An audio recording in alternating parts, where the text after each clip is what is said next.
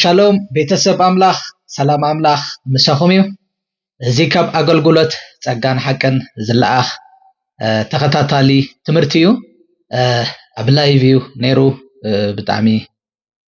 ከመሽም ኾነን ኣይካለን ብቲ መስመር ታይ ዝበሃል ገርኒ ስለዚ ዓርቢ ከምዚ ገይረ ቪድዮ ክሰደየ ኤፌሶን መጽሓፍ ተኸታታሊ ትምህርቲና ጀሚርና ዘለና ሳልሳይ ክፋል እዩ ሎማዓንቲ እንታይና ንርኢ ዘለና እቲ ብክርስቶስ ገይሩ መንፈሳዊ በረኸት ዘባረኸና ዝብል ሓሳብ ኢና ንርኢ ዘለና ኣብቲ ዝሓለፈ ብዛዕባቲ ቅድሚ ምስራ ዝነበረ ብዝሓርየና ዝብል ሓሳብ ሪና ነርና ሎማዓንቲ ድማኒ ዘገርም ጊዜና እንወስድ ሎማዓንቲ ንሪኦ ድማኒ ኤፌሶን ምዕራፍ 1:5-6 ቁጽሪ እዚአን ክርኤና ኢየሱስ ክርስቶስ ወዲ አምላኽ እዩ ብዙሕ ነገር ክንጥቀም ኢና ብዙሕ ሰብ ክጥቀም ግን ብዙሓት ሸር ግበርዎ ኢኹም ንስኻትኩም ብሩኻት ኢኹም ከምብበ እቲ ቃል እስከ ብሓደ ኮይና ነንብቦ በቲ ፍቁር ብኡ ዝጸገወና ንውዳሴ ክብሪ ጸጉኡ ብፍታው ፍቃዱ ብኢየሱስ ክርስቶስ ንርእሱ ውልድ ኩንኮኖ ቀደም መደበና ኢሉ ሃሌሉያ ሕጂ መጀመርያ ክርኤ ዘለኹ እታ መጀመርያ ዘላ ሓሳብ ክርኤ እንታይ ኣሎ እቲ ፍቁር ብኡ ዝጸገወና ኢሉ ማለት ሃሌሉያ ሪኹሞ በን በቲ ፍቁር ማለት በክርስቶስ ኢየሱስ ወይ ከዓ ብኡ ኢልዎ ዘሎ በክርስቶስ ኢየሱስ ገይሩ እንታይ ዝገበረና ዝጸገወና ረኹሞ ብስራሕና ኣይኮነን ብኽእለትና ኣይኮነን بعقمنا أيكونن وي هيمانتاو سرعات فتصيمنا أيكونن وي حق حلينا أيكونن كابانا زجمر نجر أيكونن نحنا زتتأجنا يو انتي مالتي سكرينا زتتأجنا يسي بناتنا عقمي أيكونن بمن يزبل زلو بتي فكر بين بتي فكر بتي فتو حدا ودو بتي نأبو زسمرو كريستوس يسوس بؤسي يتغيرنا زتأجونا واو زتأجونا اختبرنا كلهم زبارخنا واو እንታይ ዝገበረና ዝባርኸና ዝሰለመና ዝጸገወና እትብል ቃል ኣብ መላእ ክፍሊ ኤፌሶን ወላ ካብ ኩሉ ዘሎ ቃላት ታብያ ብጣዕሚ ሓይሊ ዝመለት ዓንቀጽ እያ ጳውሎስ ነዚ ምስጢር እዚ ክገልጽ ከሎ ታራ ናይ ቋንቋ ቃላት ይውሕድዎ ስለ ዝነበሩ ትርጉሙ ኣዝዩ ዓሚቕን ሰፊሕን ዝኾነ ናይ ግሪክ ቃል ተጠቂሙ ተዛሪባ ነዛ ቃል እዚኣ ሓደ ብሓደ እናፈትሕና ብምንታይ ከም ዝጸገውናን ምስ ቃል ኣምላኽ ኣታሒዝና ኣስፊሕና ኮሬና ብምስተውዓል ክሰምዑን የደሊ ብግሪክ እንታይ ትበሃል እዚኣ ዝጸገውና ተባሂላ ተተርጊማ ዘላ ቃል ካራቲኦ ጸጋ ሃበ ማለት ጥራይ ኣይኮነትን ካራቲኦ ንብላ ዘለና ወይ ከዓ ጸጋሲ ሃበ ጥራይ ትብል ትርጉም ኣይኮነትን ዘለታ ታዳ ካሪዝማይ ይባሃል እቲ ጸጋ ሃበ ተብሎ ካሪዝማይ ይባሃል እቲ ናይ ሓቀኛ ትርጉም ግን ካሪቶ ማለት ግን ብጸጋ ሙሉእ ኣጥሎቅሎኦ ብጸጋ ሰለሞም ኣወቀቦም ፍጹም ክቡርን ፍቱን ገበሮ ዝብል ትርጉም ይዘለዋ እንታይ ገበሮም ብጸጋ ሳይ ሰለሞን ኣወቀቦም እዮም ኣወቀቦም ኣምላኽሲ ጸጉ ከም ሓደ ንሽተ ውህብተ ኣብይና ኣይኮነና ኣሚጦ የግዳስ ንዓና ንባዕልና ኣብ ውሽጢ ትጸጋ ተገይርና ኣጥሊቅና ማለት እዩ ኣጥሊቅና ንሕና በቲ ጸጋ እንታይ ኮይና ተሰሊምናን ተደቢስና ንዝብል ትርጉም ይዘለዋ ኣሪኹም ካብ ጸጋ ሃቦም ዝብልሲ እንታይ ዳ ንሕንብልና ተሰሊምናን ተወቂብናን ማለት ዝብል ትርጉም እዩ ዘለዋ ኣመላ ሓድሽ ኪዳን ድሕሪና ኣብ ክልተ ቦታታት ጥራሕት ካሪቶ ትብል ተጻሒፋ ትርከብ እቲ ሓደ ኣብዚ ኤፌሶን ዝርአ ዘለና 1:6 ኾን ከሎ እቲ ካልኣይ ድማ ኣብታ ሉቃስ 1:28 ኣብ ሉቃስ ወንጌል ሉቃስ ማለት እዩ 1:28 እዩ ዘሎ ኣብ ሉቃስ 1:28 ሓቀ መልአክ ገብርኤል ናብ ድንግል ማርያም መጽዩሲ እንታይ ኢልዋ ተሓጎሲ ኣቲ ጸጋ ዝመልአኺ ምሽሉ ሓቀ ዝገበርኪ ጸጋ ዝመልአኺ እግዚአብሔር ምሳኺዩ ክብላ ኾለይና እዚኣ ቃል እዚኣ ተጠቂምላ ዓይነቲ ታ ካሊቶ ትብል እጂ ማርያም ነቲ መለኮታዊ ወዲ ክትወልድ ወይ ከዓ ንክርስቶስ ኢየሱስ ክትወልድ ከመይ ዝበለ ፍሉይን ዓብን መለኮታዊ ተቀባልነትን ጸጋን ከም ዝረኸበት ዝዛረብ ዘሎ ጳውሎስ ድማ ብዝሕጂ ንዓና ያንቶ ካሪቶ ንብላ ወይ ጸጋውና ትብል ዘላha ኣብዛ ንዓና እንታይ ዝብል ጸጋ መለኮታዊ ጸጋ እንታይ ዝሰለመና ዝወቀበና بوز شلمنا زبل ترجم يزلوا مالتي حراي بمنتاي خ تتصقونا سي بمنتاي الشيء تتصقينا مشنا بتفكر بكريستوس يسوع تتصقونا ان كلنا سنتاي بحرينا اتي املاح ذهبنا تصقا اب هيوتنا انتاي غيرو يا انتاي غيرو انتاي بمنتاينا تتصقينا يا بفصم قبولነት واو بمنتاي بفصم تقبلነት مالتي ببهرينا بسنك حطيات حقي رحوقاتن موتاتن فنفناتن ኢና ነርና ሓቀይ እግዚአብሔር ግን በቲ ፍቅር ገይሩ ወረደ ታገርና ህዝብ ዘሎ ሕጂ ጸገወና ሎሚ ኣብ ቅድሚው ፍጹም ተቀባልነት ኣለካ ብሩኽ ሓወይ ኣለካ ሓፍተይ ፍጹም ተቀባልነት ኣለካ ኣምላኽ ኢየሱስ ክርስቶስ ከመይ ገይሩ ይፈትዎ ብፍጹም ፍቅሪ ንዓኻውን ሎሚ ኣብ ውሽጢ ኢየሱስ ክርስቶስ ወረደ ገይሩ ስለዝሪኤካ ከምትን ኢየሱስ ፈትዎ ገይሩ እንታይ ዝገብረካ ዝፈትወካ ዝቅበለካ ዋው ዝቅበለካ ያ بسلمات صدقو تاغيركاي زلو سليمكالو اتي كاريتو قبل كلزي بكمزي مقبا ملكاي مسلام زبل ترغم يزلو يا املاخنا نفسنا سي كابتنا حاطيات رسحات اوصيو بناي كريستوس يسوس صدقي تاغيرنا البسنا يخمو لكننا البسنا لذي قدمي حجنتا اينا انحريلنا نحنا صبقاتن كبراتن صادقانن قدسانن يو غيرنا يا دغنا دا بزل علماوي وحسنا دما اذا مصغاوزي بناي صباح غبرنا زعقنا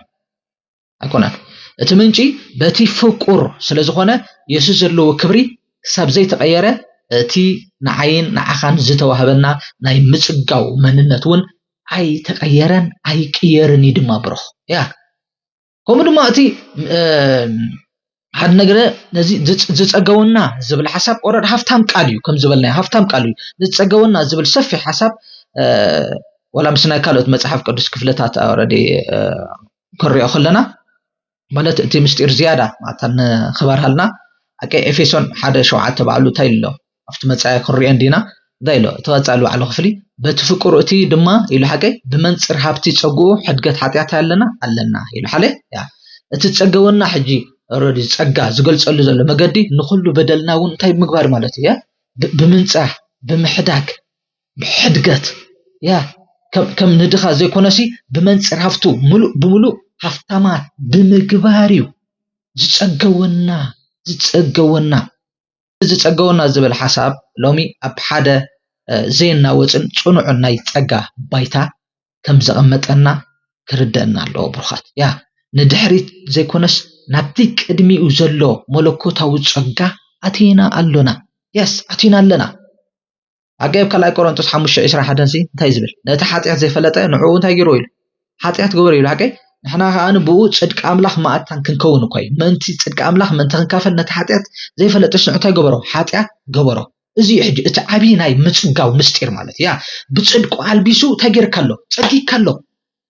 ብመን ብክርስቶስ ብኡ በትፍቅሩ ያ ክርስቶስ ንኹሉ ውርደትናን ሓጢያትናን ክወስድ ከሎ ንዓኻ ድማ ነትንስ ዘሎ ፍጹም መለኮታዊ ጽድቅን ተቀባልነትን እንታይ ገርና ዓዲልና ወይካ ኣካፊልና ያ በሓጺሩ ሕጂ በትፍቅር ብኡ ዝጸገወና ማለት በረኻት እግዚአብሔር ኣቦና ኣኻሲ ካብቲ ዝነበርካዮ ናይ ኩነኔን ድኽነትን ሓጢያትን ባይታ ኣውጽኡ በኢየሱስ ክርስቶስ አቢሉ መወዳደርቲ ዘይብሉ ፍጹም መለኮታዊ ተቀባልነት አልቢስካ አለው ብሩኽ yes አልቢስካ አለው ማለት ነው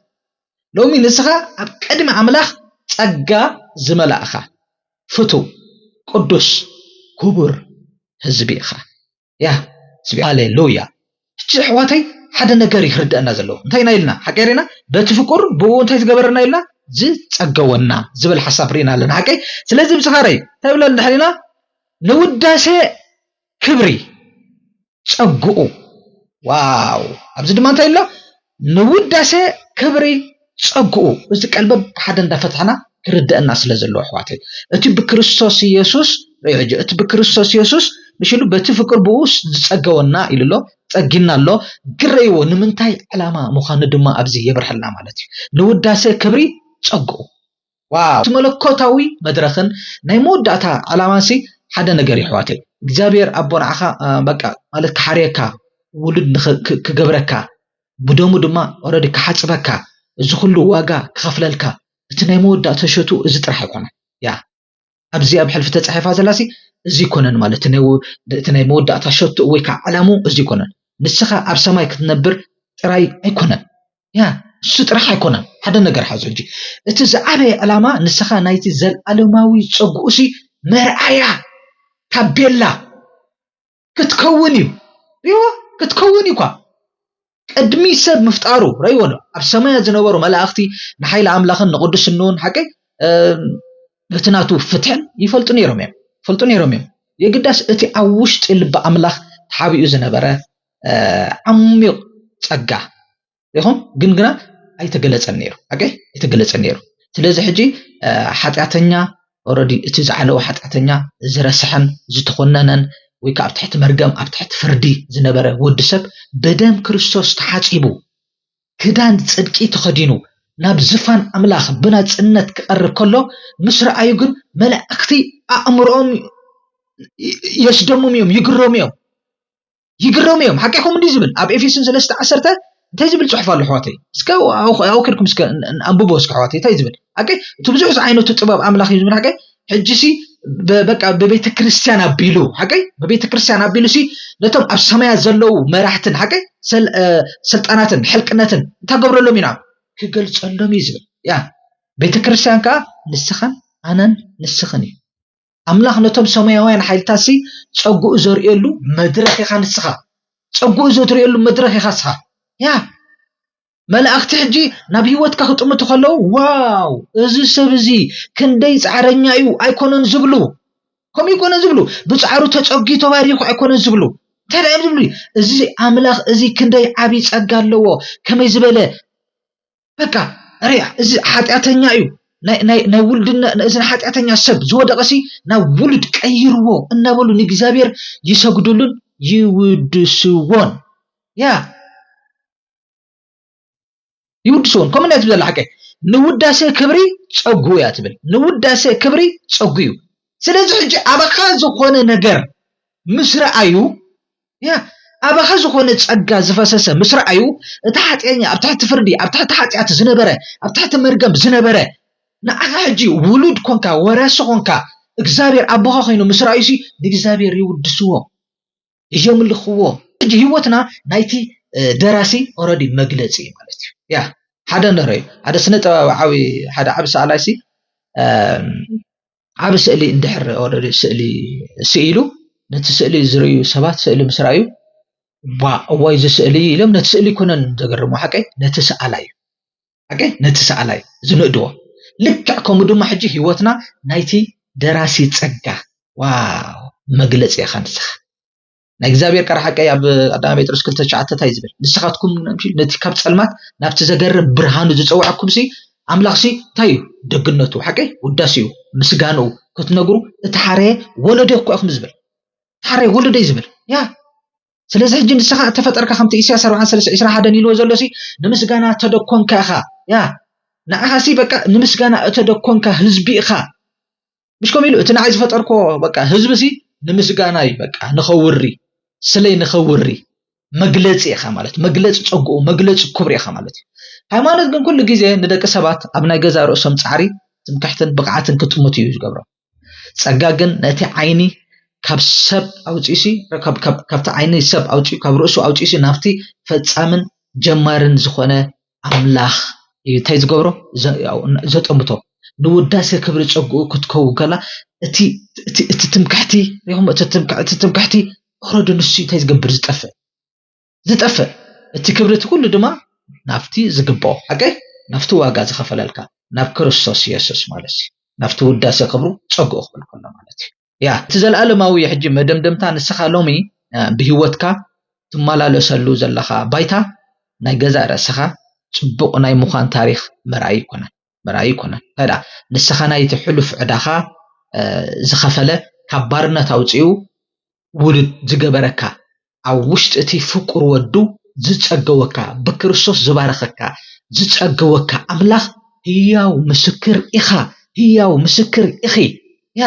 ህይወትካ ናይ ጸጉኡሲ ኦሬዲ መግለጺ ኢና ንብል ዘለና መግለጽ ኢየሱስ ክርስቶስ ወዳ እንታይ ልና ሕጂ ንውዳሴ ክብሩ ጸጉኡ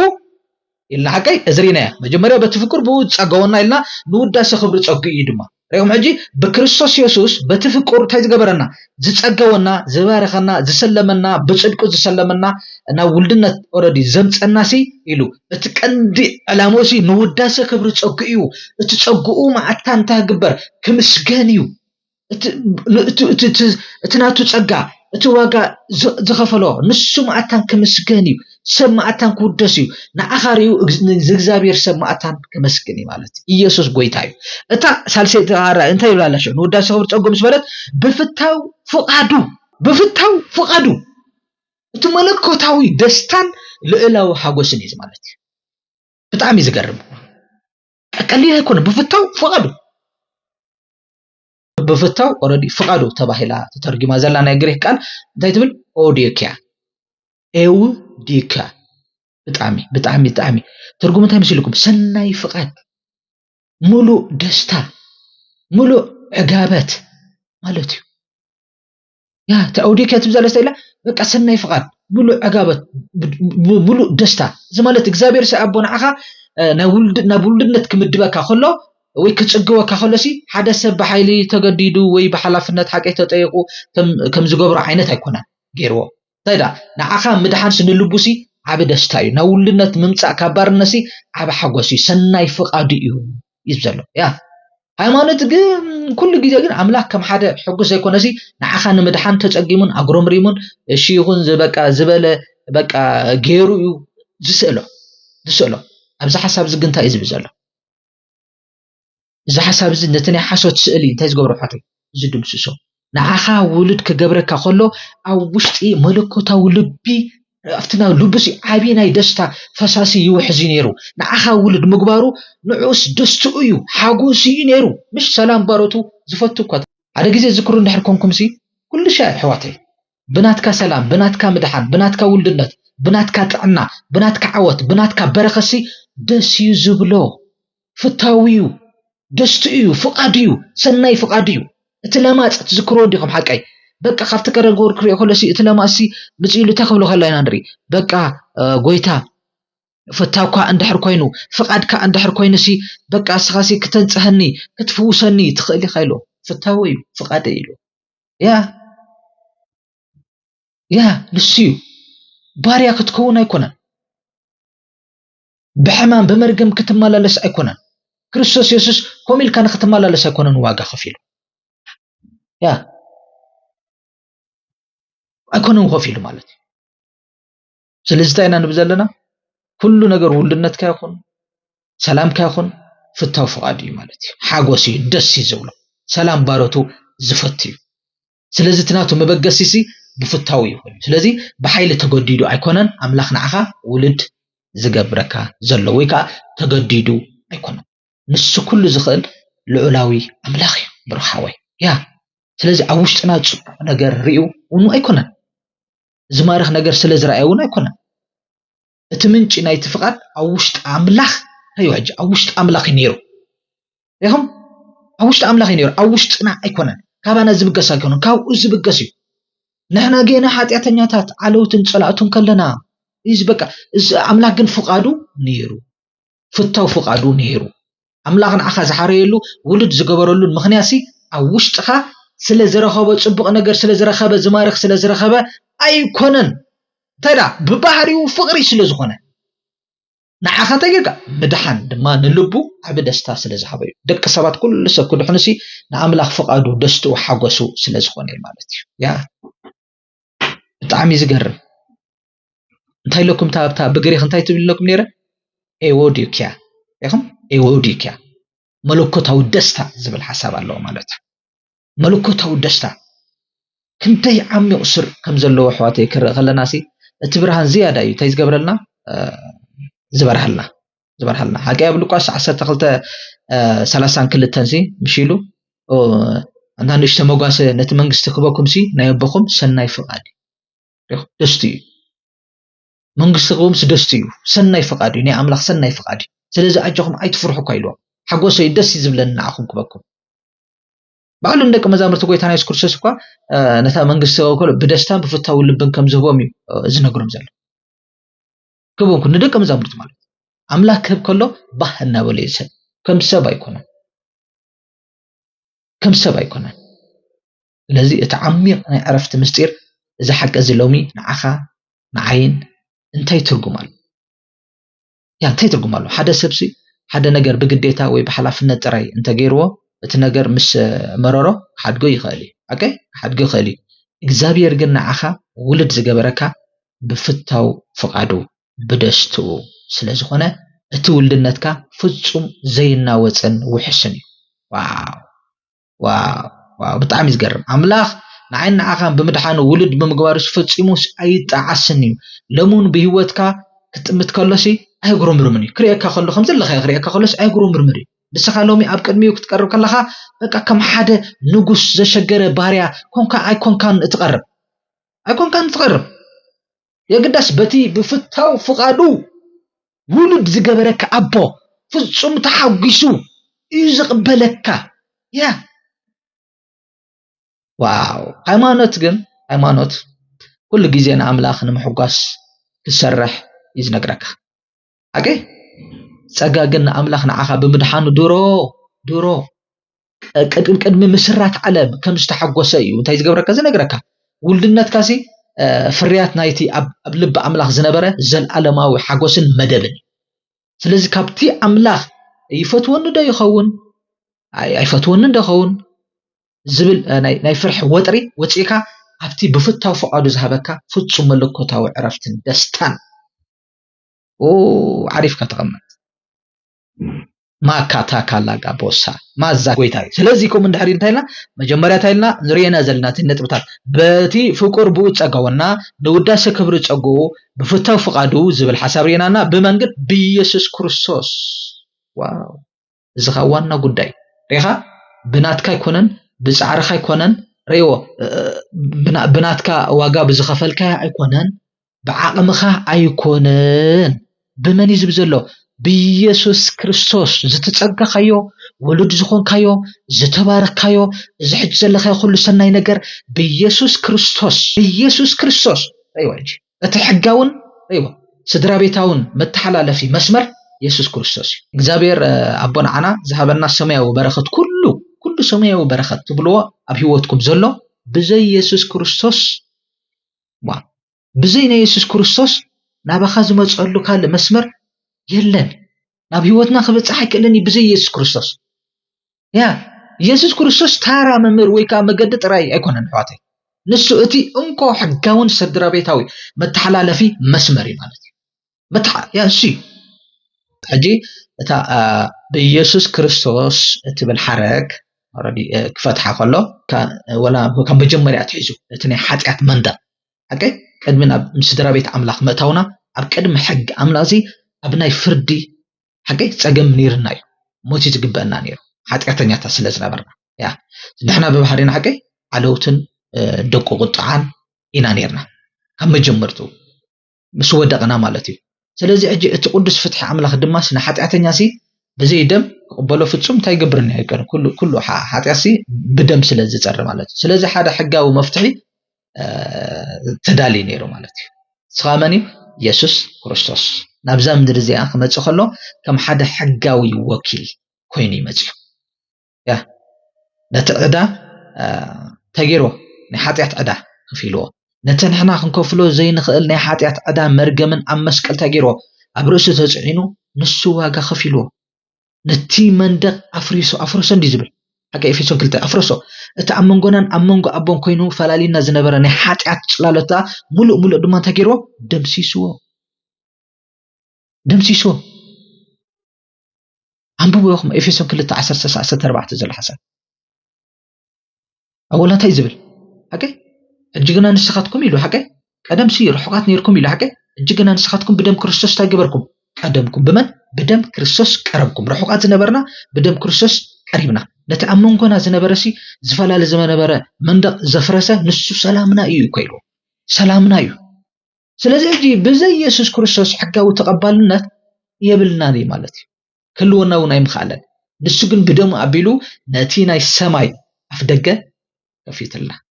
ኣብ ቅድሚ ሕጊ ኣምላኽ ድማ ፍጹማንን ጻድቃንን ገይርና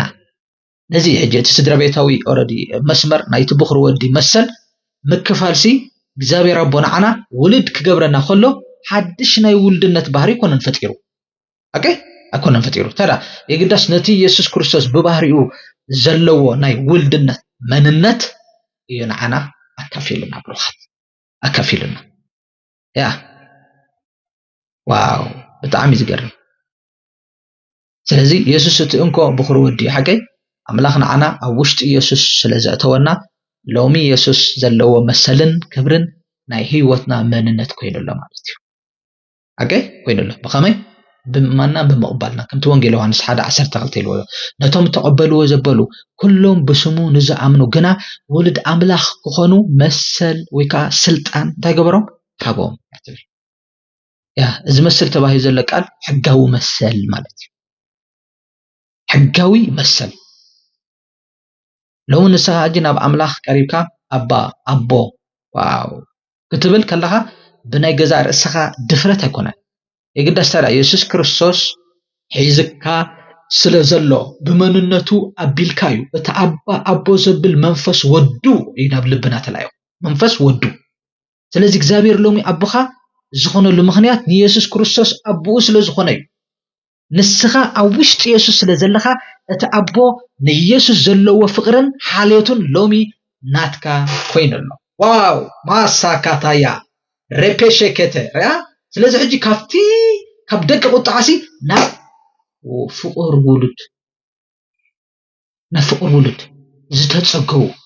زي بيسوع كريستوس زتجبره سراحيو نخلو ناي هيوتنا تاريخ زغيره عبيناي مننتنا مسغغاري بمن بيسوع كريستوس ينزل واو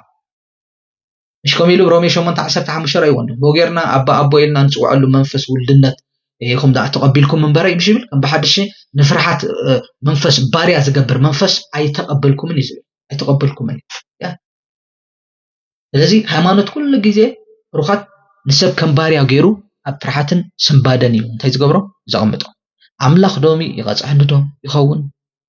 كبيتو يوز عندو النبلة كم باريا ينتهي تقبر لا تجنغان دا فرحان دا دنقطقط انت يزقبر زم علالس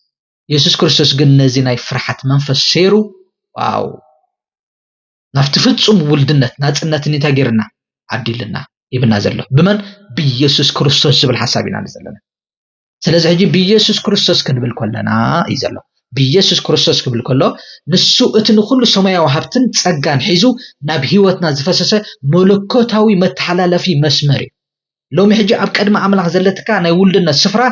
بنا يسوع كريستوس فصوم سرح زترغاغص اتسل زخونات فصيما كتنا وصاي تخلنا بناتك سرح مسرت زغبرت يكونت بناتنا سرح مسرت تغبر نيرا كطف مخادت ግን حجي بناي مسرت كريستوس يسوع زغبرت لازم نسخابو بيلكا ناي زلعالم ولد أملاخ بيسوع كريستوس زبلينا رينا بيسوع كريستوس بانا زيكونه بناتنا سرح زيكونه يهم بنايمن بيسوع كريستوس مننت بنا يسوع كريستوس سرح انت كوينا بلالو بيسوع كريستوس نرؤسو ولد كنكونو واو انت نرؤسو ولد كنكونو زغرب يهم كبرنت نابتيناي حاليوتن ولدنتن مستير واو نزا نرؤسو سي ولد كنكونو اتبل فصم تحرك كرسح يبلنا نمن نرؤسو ولد كنكونو